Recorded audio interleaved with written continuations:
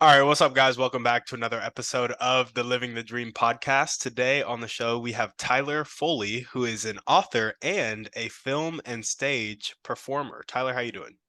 Oh, I'm doing really well. Great, man. It's good to have you, and we like to jump right in. So if you could start with just telling us a little bit more about yourself and what you like to do for fun, that'd be great.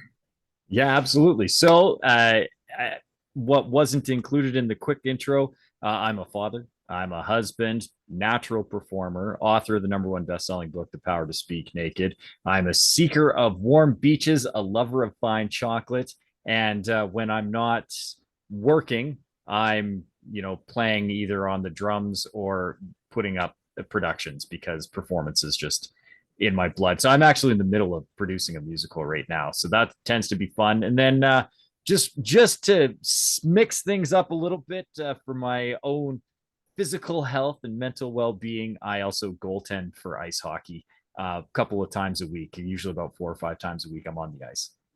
Here we go, dude. Talk about a full life. So did you say you're writing a play right now? No, I'm producing. So the play Producing. was written by a phenomenal playwright, Maren Ord. She's a Juno nominated singer songwriter and has put together a musical called, this is actually the third one that she's put together. And I've been helping her workshop even the fourth one that she has in line. But this is the third. So the senior production that she's done.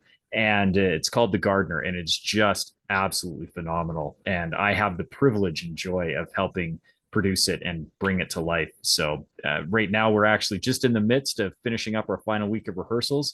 Then we go into Tech Week next week, and then the play is live. We'll have a 2 week run to showcase it locally here as a bit of a community production, and then hopefully start workshopping it in larger venues. I gotcha. And so I'm curious, when you're the producer, is that like the money behind the show? Are you helping direct the show? How does this work? Yeah, I am the what do you need, and I will make it happen guy. So, and it's a favorite thing for me to do just in general. I like being, of assistance in all aspects of my life. So the producer role is excellent. I am the find the money guy. I am not the I have the money guy. So I'm technically the executive producer. So what I do is Marin says, I would love it if we could do this. And I'm go, great. How much would it cost? And she goes, I think about this. And then I go and find somebody who, all right, find the way to have that money show up, whether that's in the form of more ticket sales or sponsorship or some kind of donation in kind. So we have a lot of things like our programs are being printed by a good friend of mine, Alex, and he runs an amazing company called Spy Design, and they do graphic printing of all kinds, including on vehicles. They do really cool vehicle wraps. But he's going to print our programs, and so it's not going to cost us anything to have the programs printed. But we're going to put a big average, like he's going to splash his logo all over the back of the program. So over the course of 2 weeks, 8 performances, and just over 2,000 attendees, everybody will see that Spy Design did it. So things like that, where that maybe we don't get actual money, but we get assets of some sort to Yeah, that help with it. Our costumes were donated, for example. I gotcha. I gotcha. Well, awesome, man. Tell us a little bit more about what you do, what your day to day looks like. It seems like each day varies for you.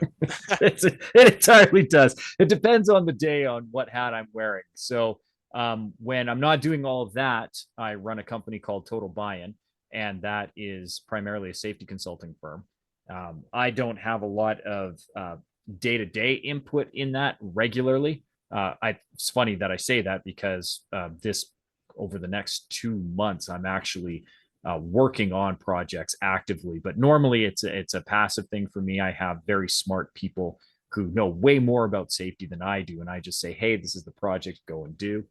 And then obviously I have my acting and my performing that I do. I'm a public speaker. And so my performance has really taken me from acting in film and television to this new aspect of stage where I speak. A lot of times I'm promoting the book, The Power to Speak Naked. That's usually what I speak on. And then I do my hobbies, right? Again, I'm a father and a husband, so I'm taking care of my daughter and and making sure that my wife is supported in everything that she does.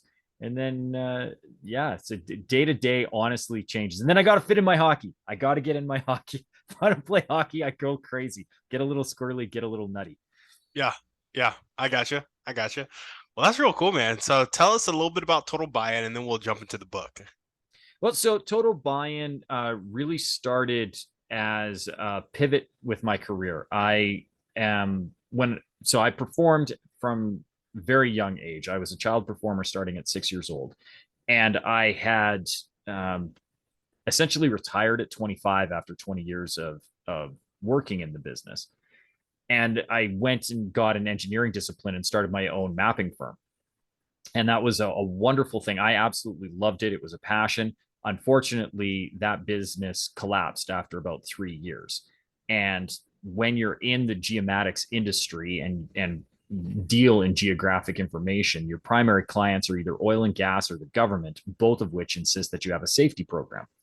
And so I had to get all this safety training in order to put together the safety program and administer the safety program. And when the business collapsed, a good friend of mine who works in construction said, I need a safety officer. And all the training that you have is very close to having a designation as a National Construction Safety Officer or NCSO. He said, if I pay for you to upgrade, you need to take these 3 day-long classes. If you upgrade to an NCSO, you'd be able to work for me. Would that be something that you're interested in? I was lost at the time because all my whole world had just collapsed. All of the money that I'd put in, and my mapping company was going to be my 20-year plan, right? Like that was going to be what I was going to retire with. My uncle had done it very successfully, so I had a business model to follow and everything, and a mentor.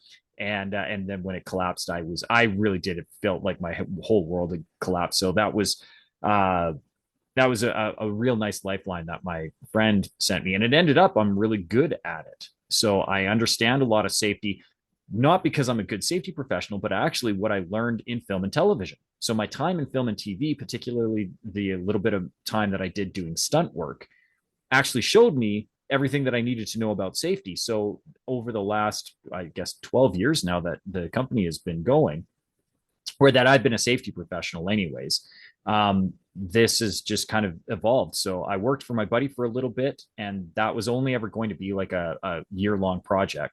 And when that finished, I started up Total Buy-in as a consulting agency. And it originally was just me.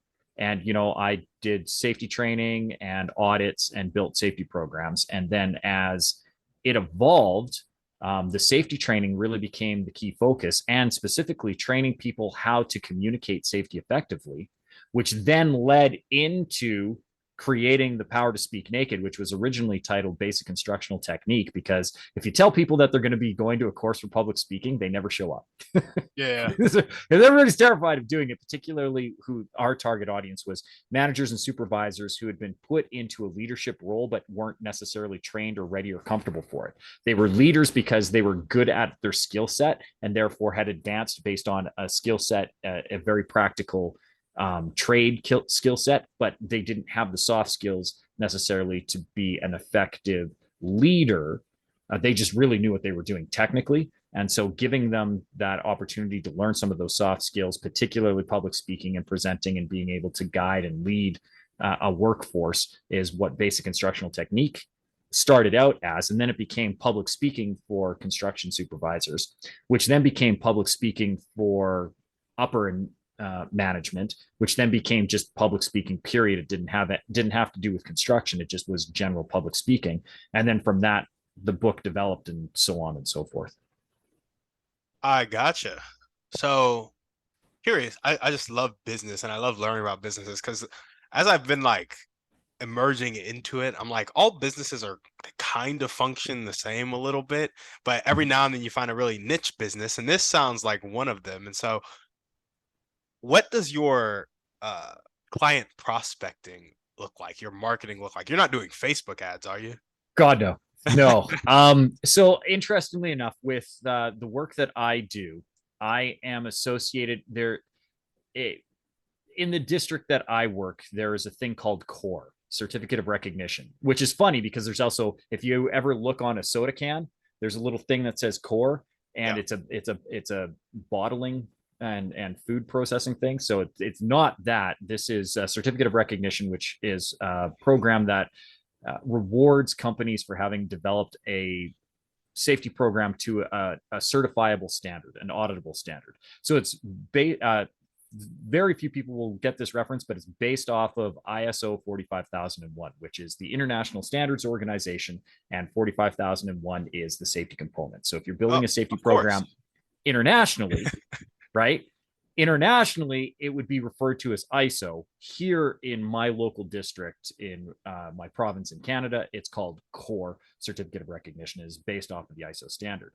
So when you become an auditor, you are working with a certifying partner, and they are basically, they oversee their industry. So we have a construction certifying partner, we have an oil and gas certifying partner, we have a general certifying partner. There's actually two of them.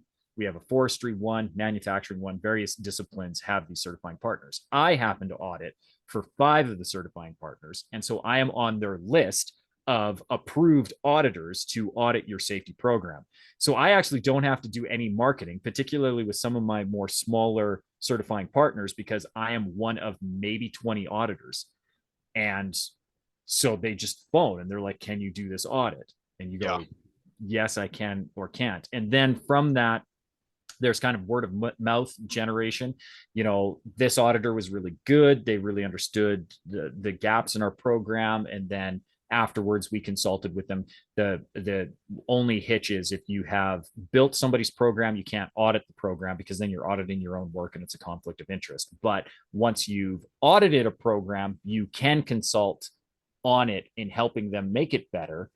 You just then can't do the audit again. So it's kind of this self-feeding entity where you start to develop relationships within the industries. So if you're auditing the program, you can't consult for it, but you maybe recommend somebody else who would be a really good consultant with it, and vice versa. If I haven't audited a program but somebody else is auditing the program, they know my reputation and they can refer me. So it's this, and then obviously word of mouth within the clients. If you do a really good job, your clients then brag to all of their other business associates and they go, hey, Yeah. bring Tyler in. Total Buy-In does a really good job. And so I certainly don't do any advertising on Facebook. I post occasionally on LinkedIn some safety information and, hey, this is a thing. Sometimes we get some traction that way, but I really don't use social platforms. Most of my referral comes internally from the certifying partners. And that makes it nice, because then I don't have to be putting out any kind of marketing or advertising budget. It's not sustainable, in my opinion, Yeah. especially because it's such a niche thing. Yeah. Yeah. I gotcha. That is really, really cool. And then you can get those contracts and basically outsource it to other safety professionals that you have either working with you or are partners in some extent. Exactly what I do. So the nice thing is again, it's a small industry, and I have a good reputation, but I also have a lot of other balls in the air and various entities that I'm involved with.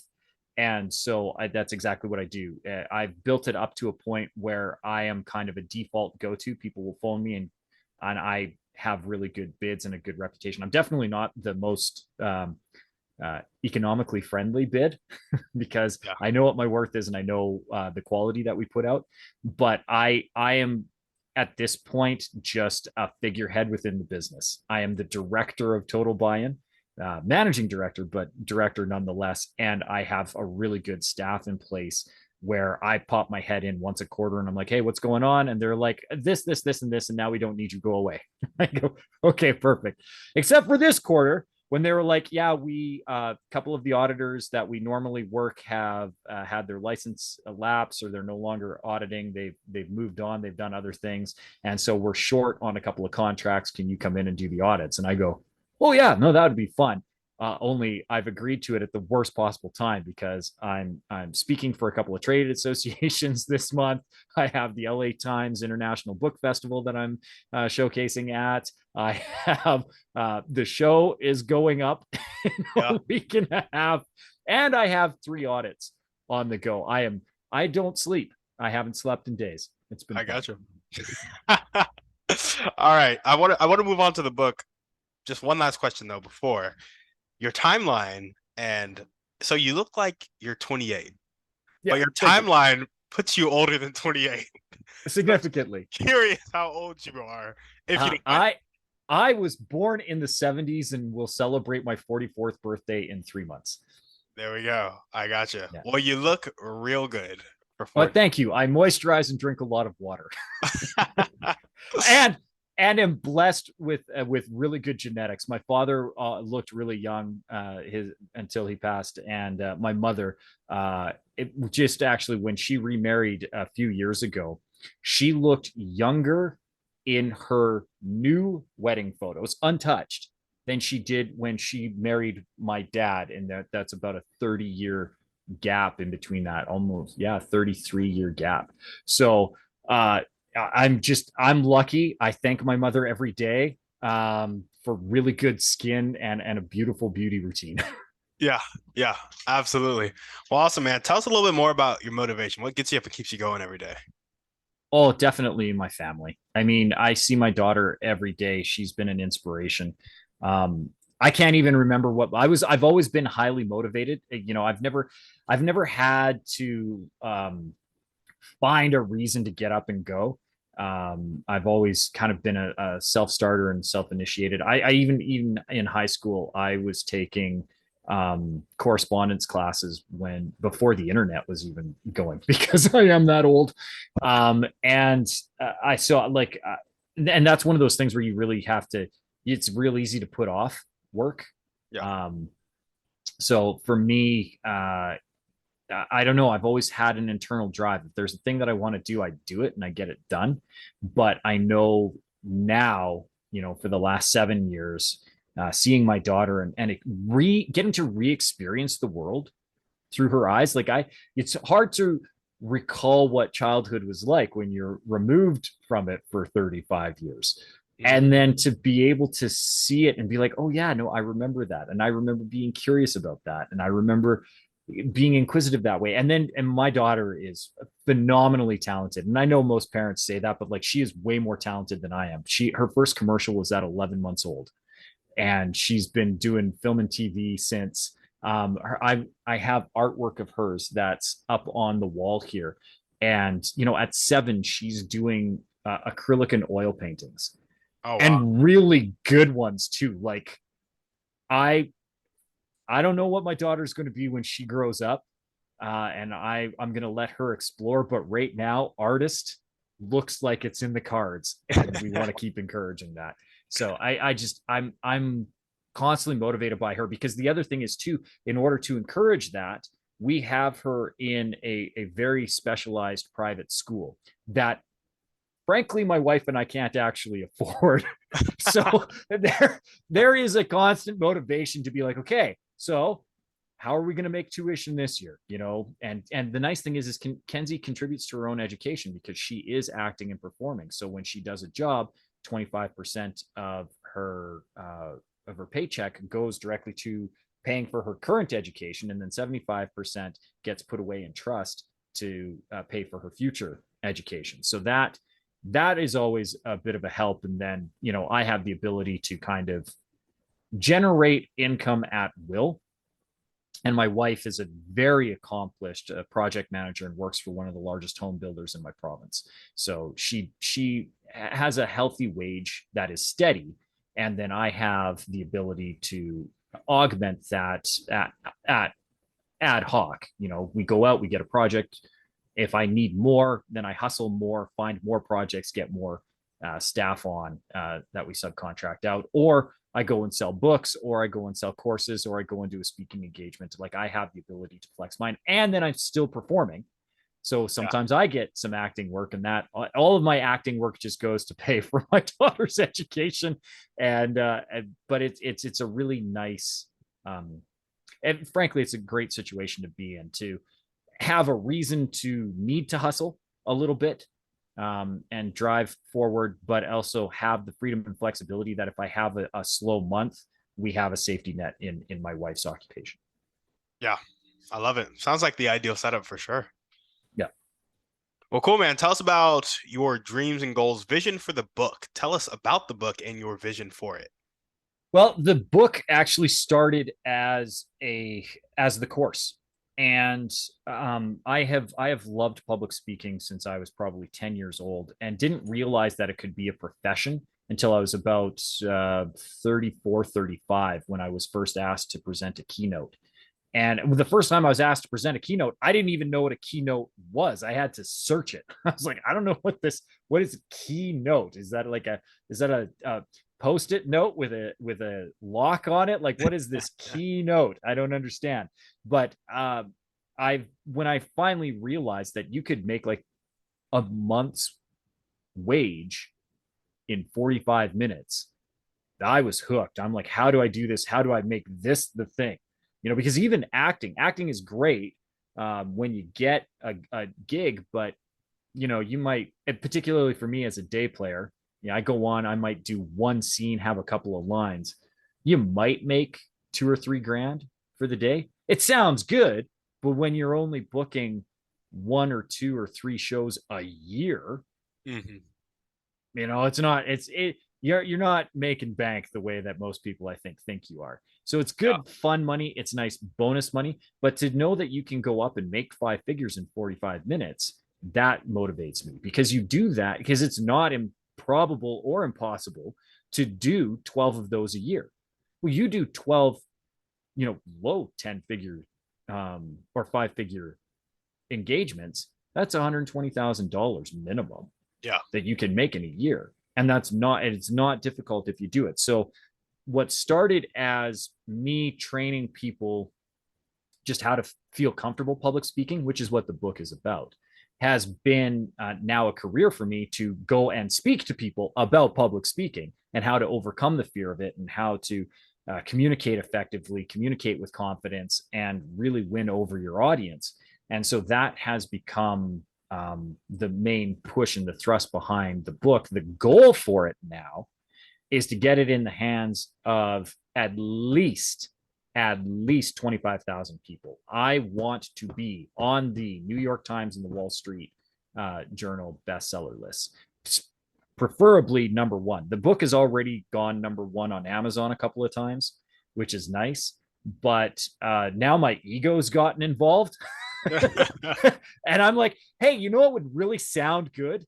Tyler Foley, New York Times best-selling author, and that is now the focus and the push, including me being going down to the LA Times International Book Festival to get to showcase the book there and speak about it on a platform where 150,000 people attend over the weekend.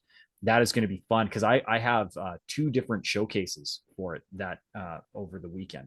So that's going to be kind of that impetus and that push. I would love to be on Good Morning America and speaking to a massive audience about how simple it can be, because it's theoretically the number one fear, or actually the second highest fear, but higher than death when polled. You have 70% of people polled express anxiety around public speaking. And the funny thing is, they're wrong. They're not afraid of public speaking. And I can prove it very simply. Are you ready for this? Hit me with it. If anybody who's listening to this right now is thinking to themselves, no, no, no, no, you don't understand. I am terrified of public speaking. I will ask that person who thinks that right now, have you ever gone to a restaurant and ordered food? Because if you went to a restaurant and ordered food and had that food delivered to you by a wait staff that you didn't know, not only are you not afraid to speak in public, you are not afraid to speak to strangers, and you're not afraid to ask for what you want. It's the context around that is the fear. Because I can already hear the objection. No, no, no, no, Tyler. If I'm ordering in a restaurant, people aren't looking at me, and the wait staff isn't judging me. They're not there to pick apart my order, although they do, by the way, just so you know, they do. And you did ask for what you want and you got it. So really, when you are starting to give objections where people aren't looking at me, the waiter isn't judging what I'm saying, then what your real fear is not speaking in public. Your fear is the fear of public judgment. And that is easy to overcome. That is something that I can work on. Somebody who is genuinely afraid of public speaking, and I have met two of those individuals in my lifetime, but I have met people who genuinely had a fear of public speaking, but those people did not go out in public. So not only did they have this fear of public speaking, but they had symptoms of agoraphobia as well. Like public interactions were taboo. So they genuinely were afraid of public speaking. But the most of us, if 70% of Americans polled were genuinely afraid of public speaking, commerce as we know it would collapse, because you'd never go to the grocery store, you'd never go to a restaurant, you'd never go to the bank, you'd never go to the doctor, a lawyer. You wouldn't go. You wouldn't go to businesses. Yeah. You couldn't go to a store and get clothes. Any of those interactions are speaking in public. And so if you can highlight those and show people that, then you can start to make progress. And that's really the whole point of the book, is showing people that what they've been telling themselves for years is just a story. And that the reality is they are not afraid of public speaking. They're afraid of public judgment, and they shouldn't be, because if they've been given the opportunity to speak in public, they are the authority. We don't ask second best to speak. And so it's taking that mindset shift and showing people what the reality is versus what the perception was, and moving them past this mental blockage so that they can overcome this really unnecessary fear. I gotcha. I like that a lot. I like specifically how you overcame the objection of the context. And even when you dive into that context a little bit, you said that the waiters are judging you. And they are. Yeah, for sure they are. But somebody could come back and say, yeah, but it's their job. Like, they showed up specifically to take my order. And what's interesting about that is people showed up at the event specifically to hear you speak, Yes. Like, it's the same context. It's exactly the same. Only the difference is the waiter will judge you and be like, you shouldn't have paired that wine with that steak. But way to go, noob. Right? Yep. Where somebody who shows up in an auditorium, or even let's go into the most mundane. Somebody who has to mandatorily attend a business meeting because your boss has told you to, and then your boss has told you that you needed to present. At worst, those people who are mandatorily told to come to the boardroom to see your presentation are passively indifferent to your message. They're not against it. They're not judging you negatively. If anything, they are hoping that you succeed, because otherwise it's a waste of their time.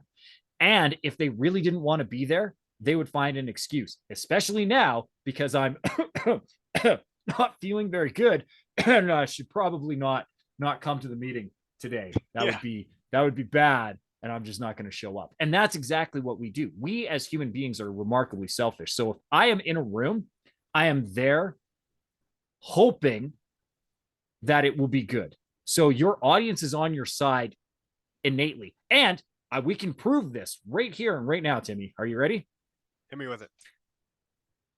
Anybody who's listening right now, did you show up to the show hoping that Tim and I had a horrible conversation?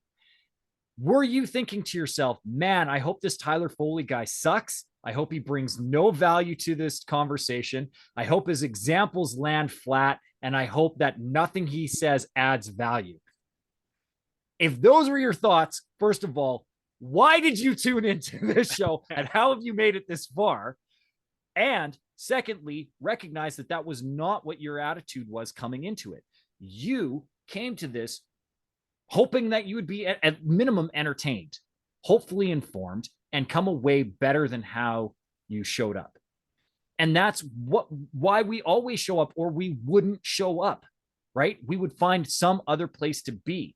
So those people who come to the auditorium, those people who come to the boardroom, those people who come to your presentation or the theater, they all want you to succeed. They are on your side, and you wouldn't have that opportunity to speak. People wouldn't show up if you weren't the authority.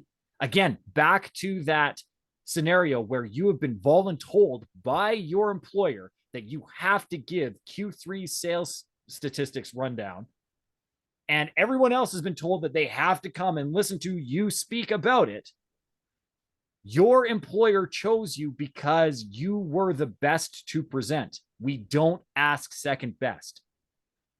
We ask the best. So if you've been asked, you were the best, you were the most informed, nobody else knows more than you, or nobody else can bring the perspective that you can. So you are the authority and the audience is on your side. Therefore, there's no need to fear their judgment. There we go. I love it. Well, Tyler, so we got two dreams and goals for you right now. We got about the book being able to train people on how to overcome the fear of public speaking. We're getting that book into the hands of 25,000 people.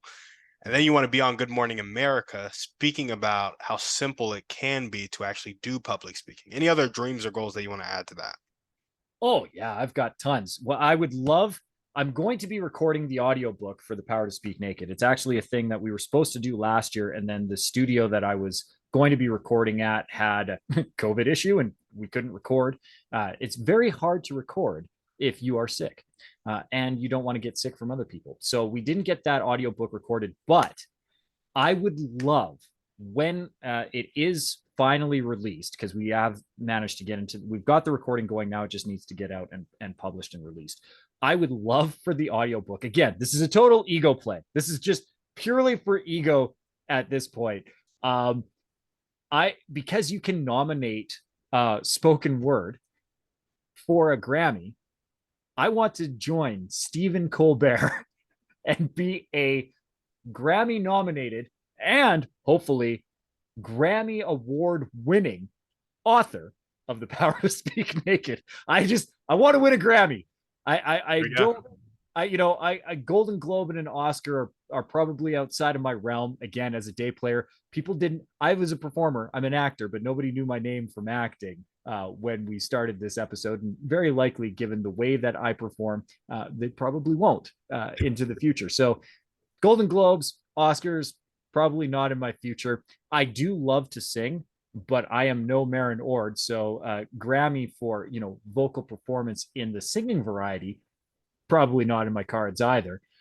But spoken word, if I bring this enthusiasm to my recording, which I did, and enough people in the Academy decide, yeah, it wasn't too bad, and it's a light year when it comes to audiobooks, maybe I can become the Grammy award winning author of The Power to Speak Naked for spoken word. And that would just tickle me.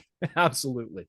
Do you have to submit it to them, or do they just pick it up because it's a well-marketed book? So you have to be nominated by a member of the Recording Academy. And as luck would have it, I know two members. So all they have to do is nominate you, and then it becomes a PR thing at that point. Then you have to canvass all the other members and be and have them just vote, because it's just a vote. It's a vote amongst the membership, very similar to the Oscars, where the Motion Picture Academy and the members vote internally amongst themselves, and then it gets tabulated, and whoever has the most votes wins. Yeah. So the key is to get that nomination, because once you get the nomination, then you can hire firms to press the point for you. And when you're this charming and you have such an engaging title and cover art, well, I don't see why I can't. I just need the nomination. And so, once we get it out there, once it's released, I have every intention of knocking down the doors of my friends who are with the Academy and begging them to please put forward my name as a nomination, and I will do anything in return. And then if I can get at least the nomination up, then I can put in the campaign to be one of the final nominees, because there's a couple of rounds of it. Do you know those two people well, or is it kind of like an acquaintanceship? No, they're high school friends. So I mean, we were close and are still very friendly and communicate a few times a year. They're already aware. They know. I was pressing them 3 years ago. I was like, hey, how does that work? And they're like, oh, it's like this. I'm like, great. So you could do that? And they're like, yeah. And I'm like, good. Wait, how many people are on that on the board? I have no idea, but it's in the thousands, if not tens of thousands. So I it's thought it like, was like 7 people or something like that. oh no, wouldn't that be great? No, then I'd be in for sure. I'd be Yeah. like, no, no, no, that's some easy wheels to grease there. No, there's like, because anybody who is a recording artist, uh, I believe has the ability to be a member. And then anyone who's in the on the business side, like a record executive or whatever, they all have a say in it too. So there's, it's, if it's not in the high like 8,000s, it's definitely into the tens of thousands, of like 12 or 15,000. There's a lot of members. I got you. So one solid relationship can get you nominated, but that's definitely not going to get you the award. Yeah, no. So what happens is there's that initial nomination round where anybody can nominate any work that they want to, and so they might get 3 or 4 thousand submissions, but then that's when that PR campaign starts. So how do you whittle down to the be a finalist, and then once you get declared as a finalist, like the 5 or 7 in the category, then you have to really push to get the vote, because they will send out, right? I think Ernst and Young did it for years and years and years. I don't know if they're still the official accountant for it, but they hire an accounting firm, and then they send out ballots with the names. It's similar to an election, and these are all the candidates. These are all the nominees. Uh, by all means, you choose. So you want to be the one who's front and center, right? Because with both my name and the title of the book, I won't be alphabetically the the first selection on the ballot. So I need people to be like, the power to speak naked. That sounds interesting. Or actually have listened to the book, which would be super cool as well. It should be epic. Yeah. I Yeah. got you. Well, cool, man. Any other dreams or goals that you want to chat about? No, just making sure that my daughter gets to do the best that she can every day. That's the whole reason I want half of this stuff. Like, honestly, the ego play stuff, would it be fun to be able to like put a sticker on the front of the book that had New York Times or Wall Street Journal bestseller? Yes. Would it be fun to have it as a Grammy award winning book? Cool. But all of that is really just to facilitate that PR engine where I can go out and speak and earn higher uh, dollar amounts for my presentations. And not because I want to be rich or famous, but because I really want to see my daughter have every opportunity to succeed. And as we all know, one of the best things to help as far as a resource goes is money. Yeah. We're doing our best to make sure that she's surrounded in a very supportive community with her school. Her teachers are invested in her. Her peers are invested in her. Her social structure is one that promotes and enhances her creativity. So we're giving her that opportunity, but the school costs money. And then some of the other things, like one of the reasons why I really have felt like I've lived a blessed life is I've been able to travel with my work and see various cultures and countries and experience literally the world and realize just how connected and close we actually are. And I think that's important for her. I want her to be able to travel with me. So the bigger dollar amounts, I don't care how much I get paid as long as I have the opportunities to showcase my work and bring my family with me. Yeah. Because as I said off at the beginning of the interview, I'm a father, I'm a husband, I'm a son, I'm an author, but I'm also a seeker of warm beaches and a lover of fine chocolate. And some of the best ones to find are not on North American shores. So let's get off and to find those warm beaches and the good chocolate to go with it.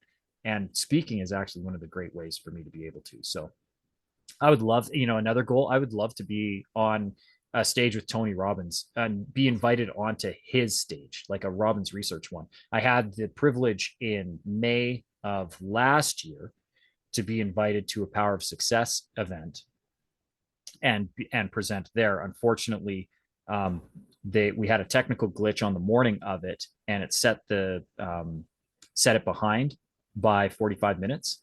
And so my talk got cut to get us back on track. Oh, So I was on the marquee to speak on a stage that Tony Robbins was presenting on.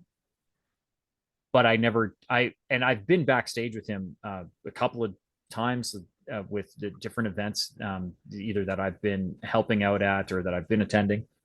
But I would love to be having such an impact in what I am doing that somebody of the ilk of Tony Robbins reaches out to me and says, we love what you're doing. We've been following you for a while. Your messaging is on par. We would love for you to come and teach our audience. Because ultimately, that's all I want to do. I just want to be able to facilitate this conversation so that people understand that they can do this thing, that this limiting belief, particularly around public speaking, because it's one of the most sought after soft skills. It's the thing that separates people in a leadership position and people who are not.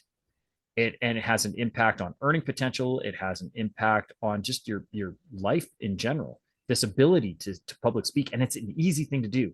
It is teachable. It is learnable, and 70% of people in the world apparently struggle with it, which I think is an absolute shame. So if you really want to talk about living the dream, we want to live the dream, and whatever your dream is, some segment of that has to do with public speaking. I promise you, you won't achieve any of these dreams if you haven't mastered this one skill set. And so that is a high level goal for me too, to be invited onto some of those bigger stages. Yeah, I love it. Invited onto a bigger stage with somebody that is of the caliber of Tony Robbins. Yeah, if not Tony stage, like, and then the nice thing is like I said, I've had the opportunity to stand on those stages, but I would love to, be with the big man himself and not just in the photo line backstage. Yeah. Right. To be up on stage with him and him say, Tyler is this, or, even same vein, I've spoken on stage with Les Brown, so I've been introduced by Les Brown, and that was cool. Yeah. But that's epic.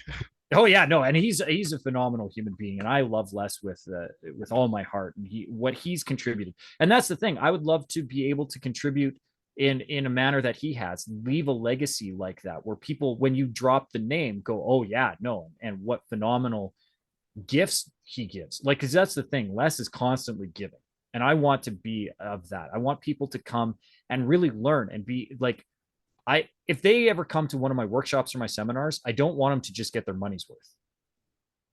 Yeah. I want them to be able to get their money back and then some.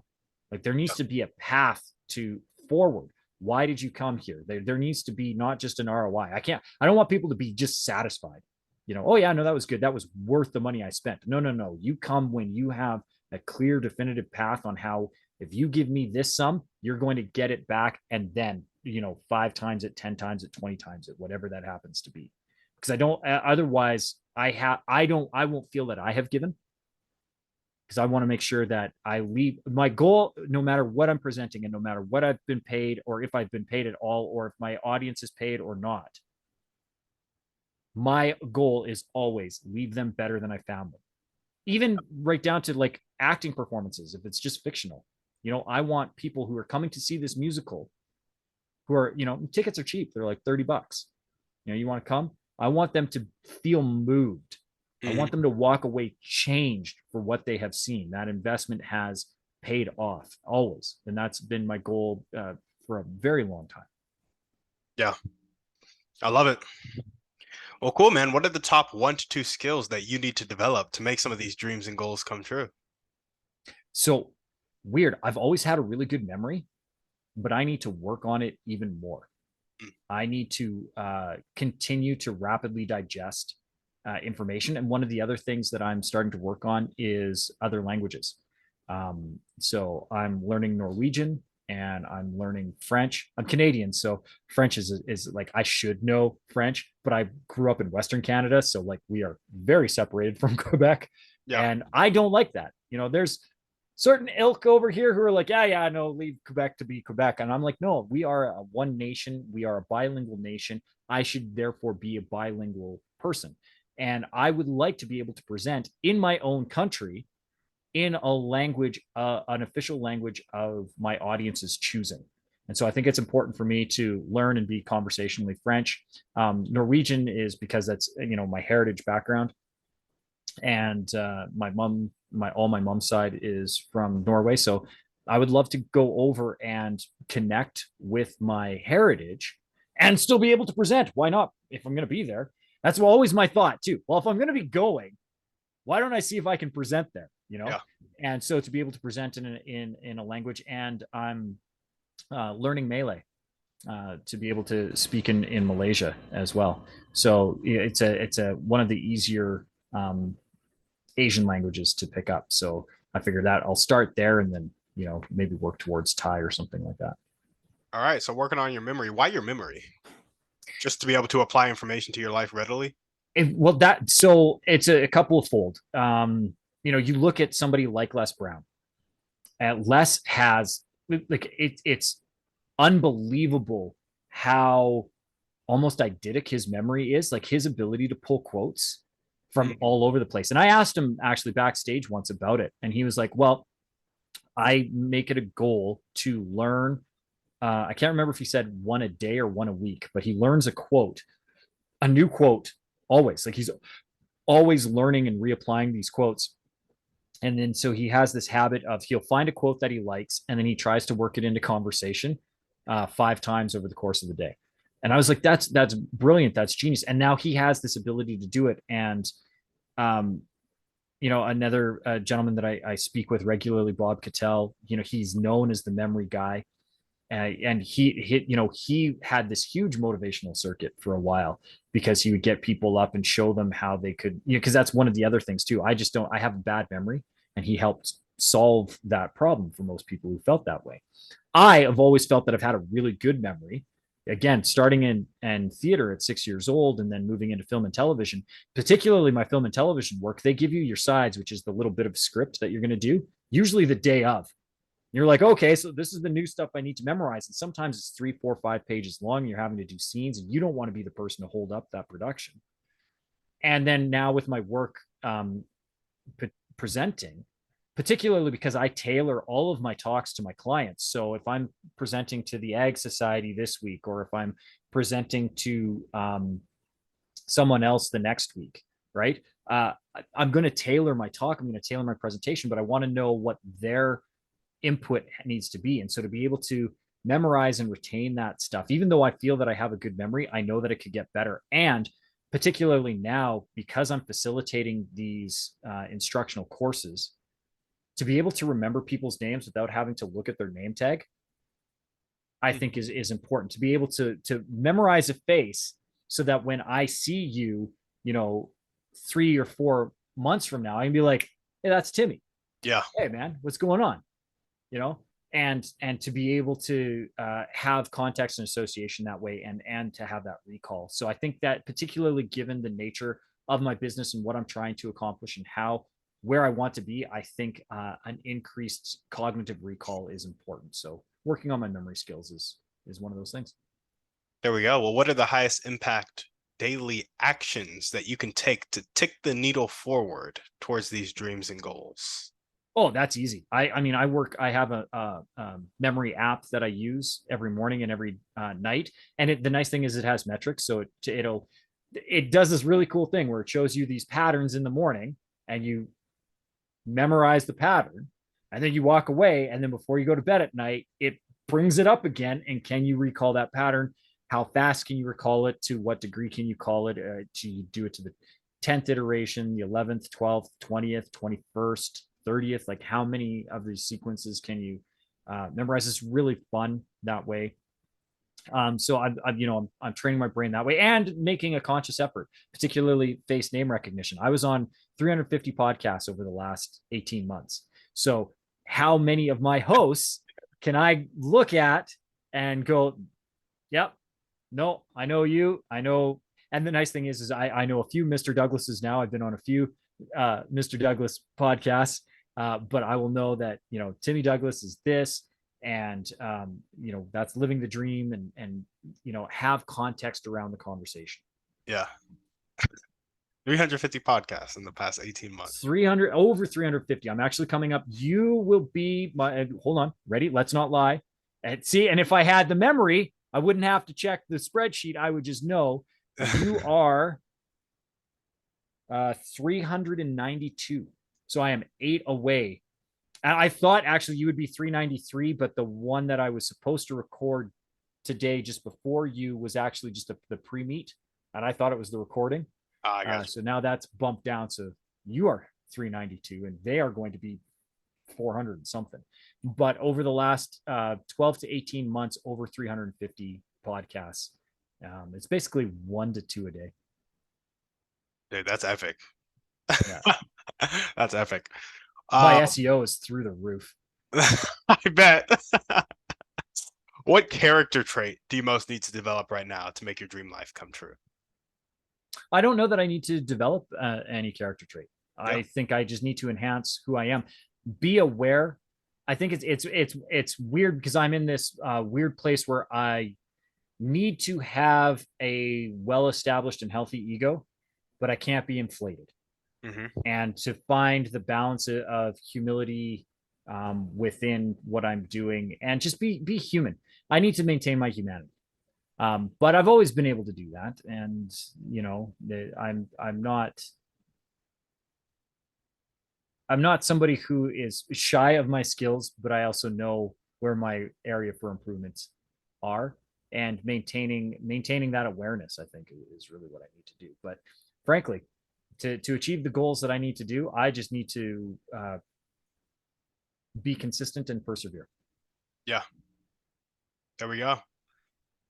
And if there were one or two people you could meet right now, it could be a specific person or a type of person, and they'd really help you take that next step towards these dreams and goals. Who would they be, and how would they help you? Well, I don't.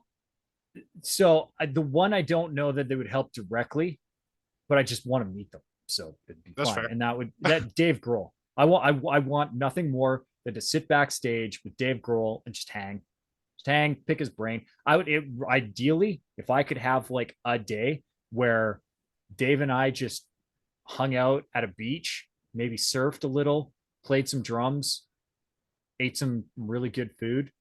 That would be ideal, and I would just pick his brains around creativity and perseverance and overcoming adversity. Like, I mean, that man has had a lot of tragedy in his life, Hmm. and I don't know him, but what I see of him in the public eye anyway, he he has every reason to be one of the most miserable and pessimistic people on the planet, and yet he's the exact opposite.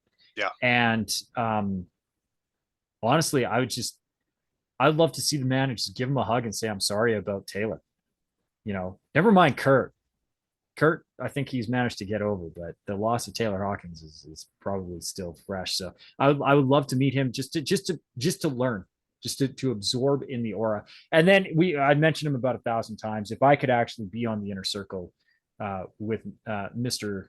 Anthony Robbins, um, or even attend his birthday on a leap year where he actually gets to celebrate his birthday, that'd be kind of fun. Um, Was he but born on February 29th? yes, he was. Of course he Yes, was. yes, he was. So that's nice though for Tony because it means I think he had his 15th or 16th birthday Uh-huh. 2 years ago. Yeah, that's So I so. mean, he looks good for 16. Um, but no, and the funny thing is I wouldn't want to meet any of those people with the express uh, purpose of how they can help me. That's a I good would thing. want to be I would want to be of service to them first. Like, Yeah. is what I'm doing something that would help you? Is this something that would more specifically help your audience? Can can we find a way that that we find a joint venture that benefits all of us? That would kind of I would want to go in with that kind of mindset and that approach as opposed to what they can do to help me. I'd want to know how we can all help each other. I feel that. I mean, that's a great way to approach these relationships, right? Value add, value overflow is kind of the vibe you want to be going for. Curious if you've ever had this thought. So in modern society, we live a really kind of abundant life, in first world countries. Like a lot of us just in the middle class are living like kings and queens used to live. And so have you ever looked at a business and like Jeff Bezos or Elon Musk or even Tony Robbins, and when you talk about somebody's audience, it's kind of like their own little kingdom in a sense, and it's like they have so much authority over that audience and they did so much to build it. And now it's like, how can our like How can our kingdoms come together? Literally, that's Yeah. like what the question is. Yeah. It's just funny to me because I was reading the 48 Laws of Power and how he was discussing um, how kings and queens would interact. I'm like, it's a lot of how businesses interact now. Just it's a bit more corporate esque. Like it's not wars and stuff. It's more Well, like, the funny thing is that I mean, they are wars. They're just not fought with armament. yeah, So you have a lot of peace treaty negotiation on shared fronts where I'm not going to invade yours and you don't invade mine. And then you have a lot of let's come together because we need to overcome or conquer this yep, entity here and bring an end to that. Um, and then you have kingdoms who uh, reigned royalty that have lost the plot. yeah, I love Blockbuster, right? Nothing can touch us. Nothing can touch us. Who is this Netflix, yep, right? uh huh, We've been around longer. We are an established fiefdom, and then they go. yep. So not recognizing the weaknesses in your own fortification. And so no, I do think that right now modern industry and business and uh, corporations are our closest thing to royalty because most monarchs are collapsing and most monarchs are their own business unto themselves too. Facts. You look at the British royalty. I mean, they have their own PR for a reason. Like there's a reason they have PR because they're a business. And right now they're a business of trying to maintain and keep relevancy in an increasing lack of it. Yeah, for sure. I just thought that was interesting. I've been having that thought recently. Wanted to share it. Yeah. Just seemed like you would vibe with it a little bit, so I just put it Oh out. yeah, no. If I could, marry off my daughter to one of Tony's grandsons, I would do it in a heartbeat. Here's the dowry that comes with her, sir. Let's merge our kingdoms. Oh, that was epic. Well, awesome, Tyler. That's all we got for you, man. We usually have a couple more questions, but we're running close to that hour. So, is there anything else that you want to chat about before we sign off? No, I just, thank you so much for having me on. I really do appreciate the opportunity to come and chat. And the only thing that I would encourage your audience to do is if they're enjoying what you do, you're listening and you got to the end of this, which means you're absorbing this content. So if you haven't done so already, if you could do me a favor and hit pause and give Timmy a 5-star review. Say why you like it. Be specific. Don't just be like, yeah, here's the 5 stars and click. There's that little comment section down below, and it's not just there for ornamentation. Like use that. What is a specific episode that you've listened to, or just generally, do you like the vibe? What is it about this podcast that you like? And please, please, please be specific with it. So if you could do me that favor, I would appreciate it. Tyler, I appreciate that, man. Yeah, the it helps us out a lot if you guys are out there listening. Well, cool, Tyler. Thanks for coming on the show. No, and thank you for having me. We'll talk to you soon. Yeah, where's the best way for people to reach you before we sign off? Well, I'll tell you what, if they are willing, your audience is willing to give you the 5-star review. And now this is contingent on that. Okay. So if you're listening to Living the Dream right now and you're like, oh, he's about to offer me a thing, I can go and I can find Tyler's information. You can, but Tim's going to put it in the show notes, right? So you're going to be able to scroll down. But as you scroll down, you're going to see your little 5 stars. You're going to see your comment. So before you get to my stuff, there's the little bit there for Timmy. Somebody please think about Timmy right now. Okay. We want you to give that 5-star review. If you're willing to give a 5-star review, then if you find in the show notes, you can come to my website, which is SeanTylerFoley.com. Sean is spelled the proper Irish way, SeanTylerFoley.com. Tell him Tyler sent you. And right above the fold, first thing that you'll see is an offer to join my private Facebook group called Endless Stages. And I go live every Tuesday for 20 minutes at noon Pacific, 3 Eastern time, and give a live training for whatever happens to be the hot topic of the week. And I pull that from our group conversations. So the more active you are in the group, the more likely you are to have your questions answered. And on top of that, when you join Endless Stages, we give you a free PDF download of my book, The Power to Speak Naked. So you don't have to spend the $17.95 to get the book in a bookstore. You can just get the PDF for free. I'm also going to give you access to my Drop the Mic speaker training program, which is a self-paced 7-module online learning course. Each module is under 5 minutes. So in a week and less than 35 minutes of your time, 5 minutes a day while you're sipping your coffee or on your way to work, you can listen to or watch these training modules, and they have very actionable, very quick to implement techniques to make you a better, more confident public speaker. All of that free to your listeners so that they can live the dream, but only they're giving you a 5-star review. No 5-star review, no free gifts for you. There we go. Well, awesome. If you guys are listening to this and you loved what Tyler had to say, you loved his vibe, you're looking to get into public speaking because you want to take your career and your life to the next level, make sure to hit Tyler up. You have to give us the 5-star review first. That's not coming from my mouth. That's coming from his mouth. But hit Tyler up. The link to do so will be down in the show notes. Thank you guys for listening. We will see you on the next one. And on that note, we're out.